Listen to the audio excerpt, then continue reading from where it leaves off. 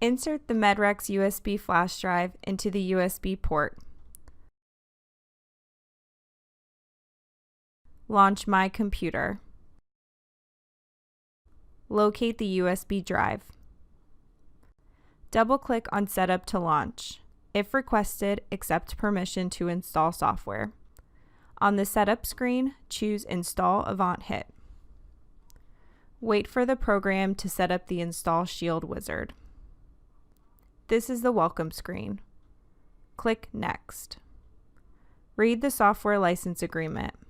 This important document defines the acceptable usage of the HIT. After reading the agreement, click I accept. Click Next. Choose desired location. Click Next. This screen indicates the location of the program files. Click Next. Ready to install program. Click Install. Wait while the Install Shield wizard installs the Avant HIT program.